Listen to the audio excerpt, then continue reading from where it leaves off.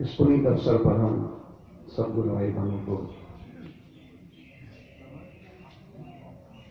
जय गुरु बोलते हैं। उत्सव मनाने का तात्पर्य यही है कि हम गुरु महाराज के द्वारा स्थापित आदर्शों का याद करें और उन रास्ते पर चलने की शक्ति प्राप्त करें।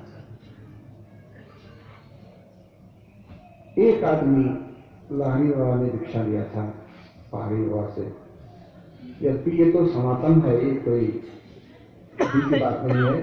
बीच में लुप्त प्राय हो गई थी, तो फिर उसको लाहिड़ी बाबा ने क्रिया योग की धारा को प्रवाहित किया, जिसमें हम लोग सब रह रहे हैं। तो एक आदमी के तपस्या करने से आज करोड़ों आदमी कमोबेश इस रास्ते पर चल रहे हैं। हम भी अगर एक आदमी दृढ़ संकल्प ले लें कि हम साधन करेंगे, तो हम पूरे विश्वास के साथ कहते हैं कि हजारों आदमी हमारे पीछे चलने लगे बिना कहे। नहीं अगर कर रहे हैं तो हम क्या कर रहे हैं? मन की स्थिति ये है कि जैसे हम एक पत्थर को ऊपर फेंकते हैं तो या तो ये ऊपर जाएगा या नीचे आएगा, बीच में रुकेगा नहीं। उसी तरह मन या तो भगवत चिंतन करेगा या विषय चिंतन करेगा। मन खाली नहीं रह सकता। आप भगवान के बारे में नहीं सोचिए तो संसार के बारे में सोचिएगा, और संसार के बारे में सोचने से क्या होगा? ध्याये तो विषयान पुंसा संगस्ते सुख जाए। संसार के बारे में सोचने से, विषय के बारे में सोचने से उस विषय को प्राप्त करने की कामना लगती है। एक अच्छा गाड़ी देखिए लगेगा, हमको भी अच्छा गाड़ी होता। एक मकान देखिए लगेगा, हमको भी अच्छा मकान होता, तो कामना जग जाएगी। ये कामना अगर पूर्ण हो गया तो और बड़ा तृष्णा लगेगी। अगर पूर्ण नहीं हुआ, क्रोध होगा। अगर दूसरे को मिल गया, हमको नहीं मिला, तो ईर्ष्या होगी। इसी से सारी शाखाएं खुलती है। तो अगर हम इस मन को खुला छोड़ दिए, भगवत चिंतन नहीं किए, तो विषय चिंतन करेगा और अंत में हमारे विनाश का कारण बनेगा। ध्याये तो विषयान पुंसा संगस्ते सुख जायते, संगत संजायते कामा, कामा क्रोधो विजायते, क्रोधात् भवति सम्मोहा, सम्मोहात् स्मृति भ्रम, स्मृति भ्रंशात् बुद्धिनाशो, बुद्धिनाशो प्रणश्यति। बुद्धिनाश होने से हमारा पतन हो जाता है। तो अपने को पतन से बचाने के लिए हम लोग को भगवत स्मरण करना चाहिए। भगवत स्मरण करने का अनेक विधि है। कोई जप करता है, कोई होम करता है, कोई पूजा करता है, कोई साधन करता है। लेकिन मेरे लिए वही है जो हमको गुरु ने बताया। जब तक ये एक निष्ठ नहीं होगी, एकांतिक प्रेम, एकांतिक निष्ठा नहीं होगी कि बहुत है, सब अच्छे हैं, ये नहीं कहते हैं कि किसी द्वारा चलाई धारा गलत है, लेकिन मेरे लिए तो वही है जो, जैसे हनुमान जी को कृष्ण ने, भगवान से कृष्ण ने बुलाने के लिए भेजा, तो नहीं बोला कि हम नहीं जानते हैं तो कृष्ण जी को। तो बाद में बोला कि श्री राम कहिएगा तो आ जाएंगे। आए तो कि हनुमान तुम नहीं जानते हो कि मैं कौन हूं और श्री राम कौन थे? बोला हम जानते हैं, आप ही त्रेता में राम बने थे, आप ही द्वापर में कृष्ण बने थे, आप ही बराह बने थे, आप ही नरसिंह बने थे, सब आप ही बने थे, एक ही हैं दोनों। लेकिन श्रीनाथ जानकी नाथे नौ भेद परमेश्वर। आपने और राम में कोई भेद नहीं है। तथापि मम सर्वस्व राम राजीव लोचना, लेकिन मेरे लिए सर्वस्व मेरा तो राम रूप है। एक को हमने अपने हृदय में बसा लिया है और दूसरे के बारे में हम सोच भी नहीं सकते। गोस्वामी तुलसीदास ने भी वृंदावन में कहा था कि तुलसी मस्तक तब झुके जब धनुष माम दो हाथ। तो हमारे लिए सब अच्छे हैं, मेरे कहते हैं तो कारण, तथापि मेरे लिए मेरा गुरु जो है वो सर्वस्व है। उसके अलावा हम किसी बारे में सोच भी नहीं सकते। उन्होंने जो बताया है उस रास्ते पर चलेंगे। तो सबसे पहली बात कि अगर अपने को पतन से बचाना है तो गुरु के बताए रास्ते पर चलना पड़ेगा, नहीं तो हमको विनाश से कोई नहीं बचा सकता। दूसरी बात, जैसे एक दाना बोलने से 1000 दाना पैदा होता है, उसी तरह से एक महाभारत हो सकता है, बहुत लोगों ने पढ़ा हो, पार्वती शिव का संवाद है। पार्वती जी ने पूछा है, अनेक प्रश्न पूछा है। तो एक प्रश्न है कि संसार में 3 तरह के लोग होते हैं। एक को बिना परिश्रम का धन मिलता है। अगर अंबानी जी के यहाँ कोई बच्चा पैदा हुआ तो बचपन से अरबपति है, उसने कुछ किया तो नहीं, लेकिन अरबपति बचपन से बिना किसी को सुहाग का धन मिलता है, किसी को लॉटरी मिल जाता है, बिना परिश्रम का मिलता है उसको। दूसरे तरह के लोग हैं तो परिश्रम करते हैं तब मिलता है। हम लोग काम करते हैं, खेती करते हैं, नौकरी करते हैं, तब मिलता है धन। लेकिन तीसरे तरह के लोग हैं जो ज्यादा मेहनत करते हैं लेकिन तब भी गरीब के गरीब रहते हैं। आप रिक्शा वाला, ठेला वाला तो देखिए वो बेचारा कम मेहनत नहीं करता है। ऐसा क्यों होता है? पार्वती ने कहा कि प्रभु ये विषमता आपने क्यों किया है? भगवान ने कहा नहीं, हम कोई विषमता नहीं किया है। जैसे बिना बीज बोए फसल नहीं हो सकता है, इसलिए बिना दान दिए धन नहीं हो सकता है। जिसने किसी की आवश्यकता समझकर बिना मांगे दिया था उसको बिना प्रयास कर मिलता है।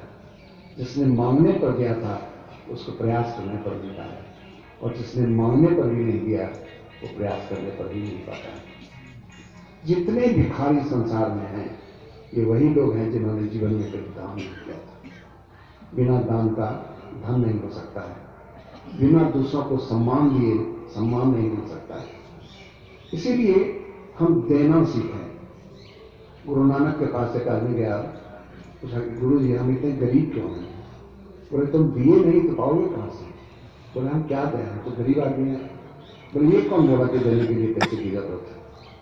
देने के लिए धन का नहीं, मन का जरूरत है। लोग समझे नहीं, मन से आदमी कोई कैसे देगा?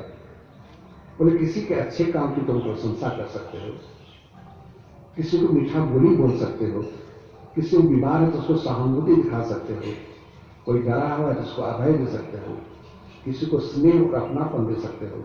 इसमें कौन पैसा लगता है? लेकिन जिसको देते हैं उसको मानसिक सुख मिलता है। जब कोई बीमार है और उसका हालचाल हम पूछते हैं तो ठीक नहीं हो जाता है उससे, लेकिन उसको एक मानसिक सुख होता है कि कोई तो है जो हमारे बारे में पूछ रहा है। तो शारीरिक सुख से ज्यादा महत्वपूर्ण है मानसिक सुख। वो तो हम दे ही सकते हैं किसी को। तो हम कहना ये चाह रहे हैं कि हम अभी बोल लिए या पढ़ लिए कर लगे नहीं होगा हमसे। अगर हम साधन करेंगे तो हमारा भीतर का सत्गुण बढ़ेगा। जैसे जैसे मन स्थिर होगा सत्गुण का लेवल बढ़ेगा, और तब ये मेरा स्वभाव बन जाएगा कि हम किसी को अपमानित नहीं कर सकते, हम किसी को दुख नहीं दे सकते, होगा ही नहीं हमसे। सत्गुण जब आदमी का बढ़ेगा तो ये तामसिक प्रवृत्ति की जितने हैं वो अपने आप चले जाएंगे। किताब पढ़ते रहिए, प्रवचन सुनते रहिए, कोई परिवर्तन नहीं होगा। थोड़ा बहुत हल्का फुल्का हो सकता है, लेकिन नियम से जो भगवान का स्मरण करेगा, नियम से जो वो साधन करेगा, उसके भीतर का सात्विक गुण इतना बढ़ जाएगा कि उसको धर्म के लिए पढ़ने की जरूरत नहीं पड़ेगी, धर्म उसका जीवन होगा।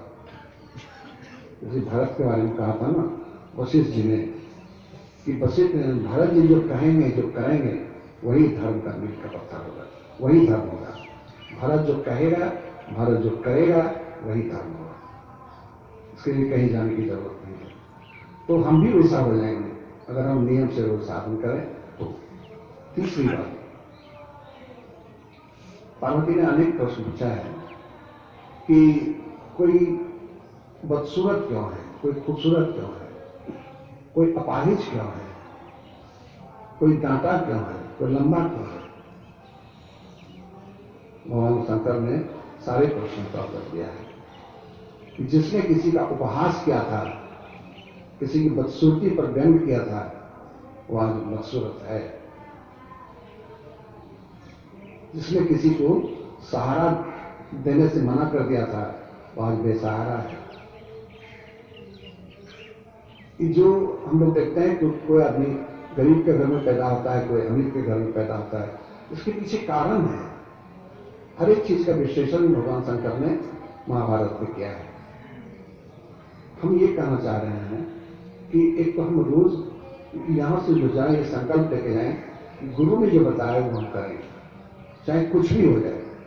और कहीं कोई बाधा नहीं है। ये मन की कमजोरी है हमारा, जिस दिन हम ठान लेंगे उस दिन हो जाएगा। दूसरा बात, धर्म के कितना पढ़ेंगे, कितना मोटा मोटा किताब जानेंगे, सारांश में हम ये जाने। अभी एक किताब आई है, अगर आप शिक्षा ले लीजिएगा, धर्म के पथ पर। कुछ ज्यादा कुछ करने की जरूरत नहीं है, बस इतना ही करना है कि हमसे किसी को दुख नहीं, हम जितना लोगों को प्रमोदित कर सकें, और उसको खुशामद के हिसाब से नहीं।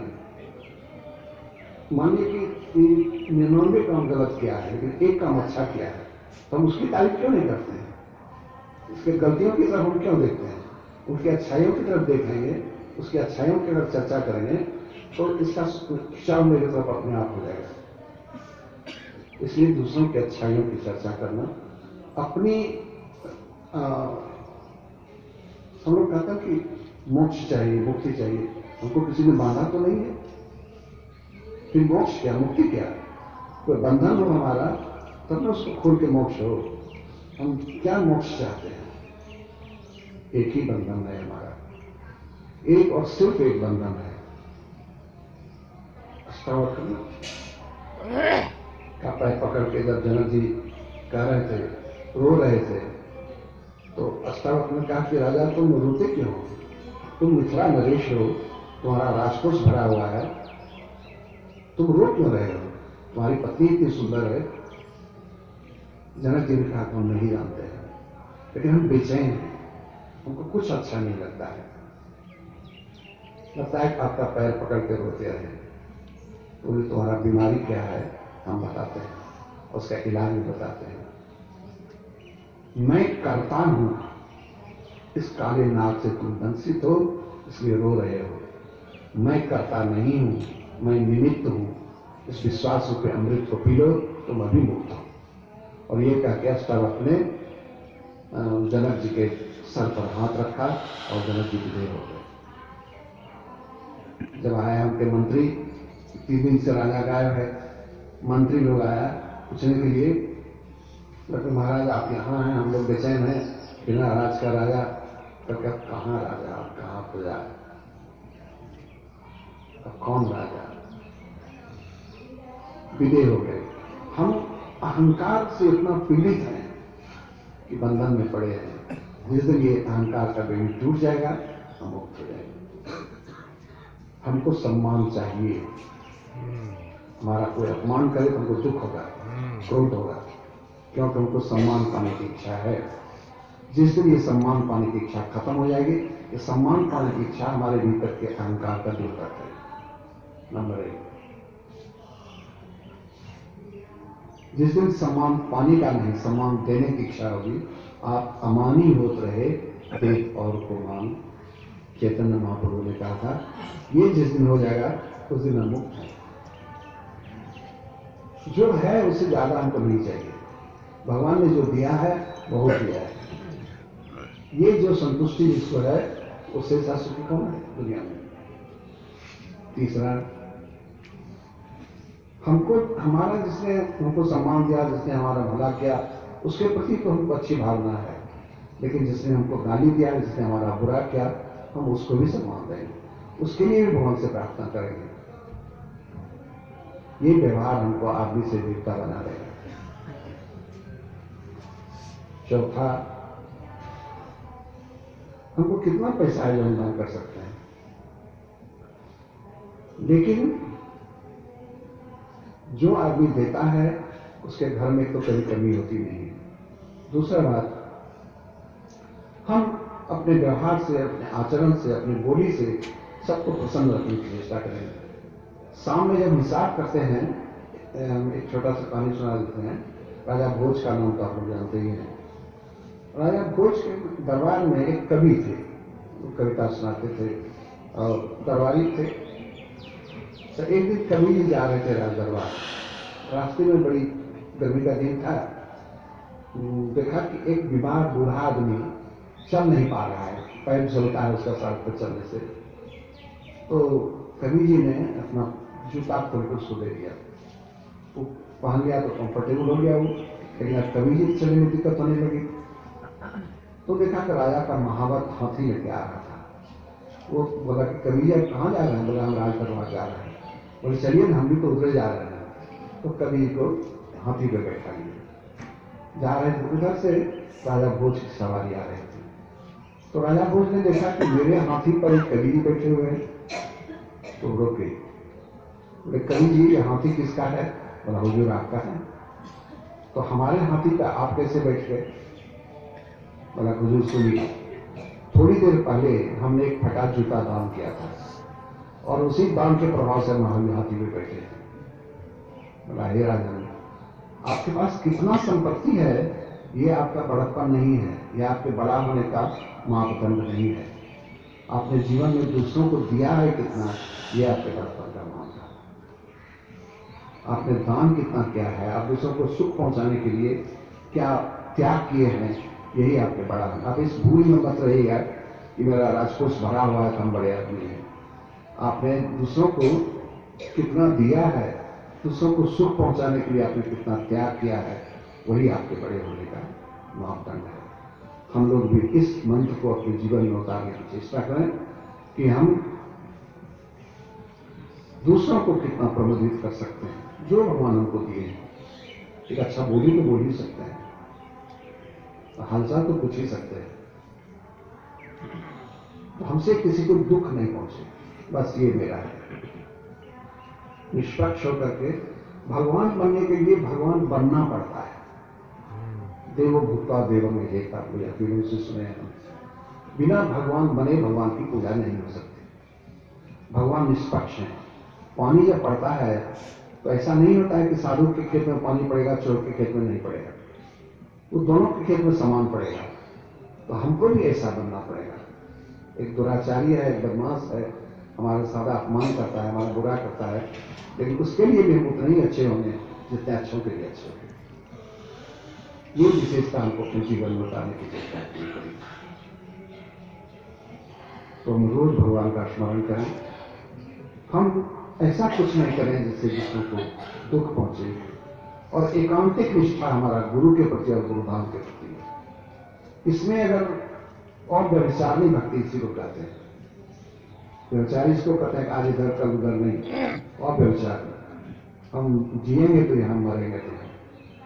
ये नहीं कि दूसरों के प्रति हमारा कोई द्वेष है या कोई बुरा भावना है, सबके प्रति आदर का भाव है, लेकिन मेरे लिए मेरा गुरु, मेरे गुरु को दिया हुआ मंत्र या विधि और मेरा गुरुधाम, ये जब तक हमारी निष्ठा एकीभूत नहीं होगी तब तक हमको इसका फल नहीं मिलेगा। साधन करना, एकांतिक निष्ठा, हमसे किसी को दुख नहीं पहुंचे और हम अहंकार रहित होकर जीने की चेष्टा कर सकते। हमको कोई गाली दे, कोई बात नहीं, लेकिन हम किसी को नहीं देंगे। हमारे लिए कोई पर्याय नहीं होगा, सबके प्रति हमको अच्छा भावना हो। इस चार बात के लेकर के हम लोग अपने जीवन पथ पर चलें तो हम विश्वास के साथ कर सकते हैं कि जीवन भी सुखमय होगा और आगे तो अपने आप सुखमय होगा, क्योंकि आखिर आज ही का कर्म कल का भाग्य बनेगा। तो कल मेरा भाग्य तो अपने आप अच्छा होगा। तो भगवान की कृपा से जो प्रेरणा हमको मिला, हम आपको स्मार्ट दिए। भगवान सबका कल्याण करें। जय